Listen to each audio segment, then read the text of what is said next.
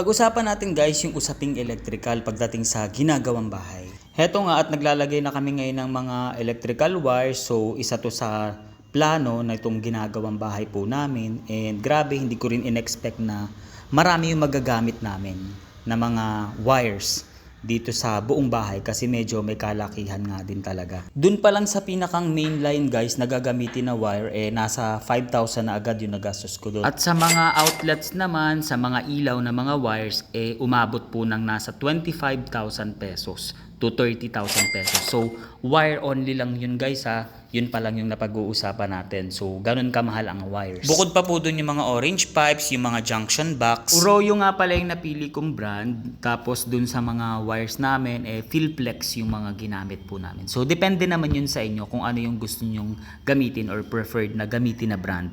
And syempre, ayan, bukod pa dyan yung circuit breaker. So isa pa rin yan sa nagpamahal dito sa mga nagastos guys, no? So kung ito total ko guys, ang lahat ng mga nagastos ko pagdating sa electrical ay umabot po ito ng 100,000.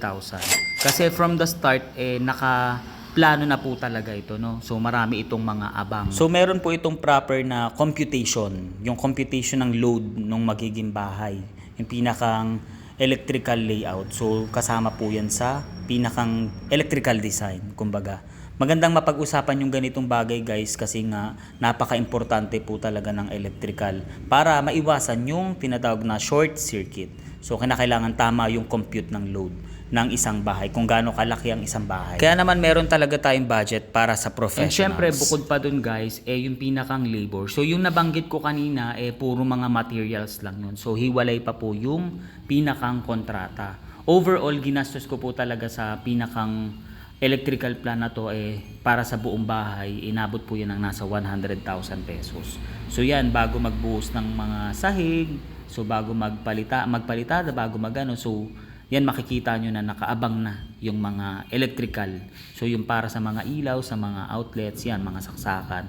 Mas maganda kasi guys na talagang napagpaplanuhan from the start. And syempre, pinaka-importanting part mapaghandaan yung magiging budget para sa electrical kasi isa yan sa nagpapamahal sa pagpapagawa po ng bahay. So sa ganitong kalaking bahay po, lalo na kung meron po itong mga cove light, tapos meron pa itong mga wall lamp, tapos may mga magagandang pailaw pa sa labas or kung ano man na ginawa or inabang, so aabot po talaga ng ganun. And syempre, dun po sa panel board po namin, medyo maganda rin yung pinili kong panel board. Bali ako na din ang namili ng materials at nag-canvas kasi mas maganda yung nakakapag-canvas ka kung saan may mas mura. So syempre, dun ka bibili pero branded. Basta palagi nyo tatandaan guys na huwag nyo titipidin pagdating sa usaping electrical kasi nga mas mabuti na yung safe.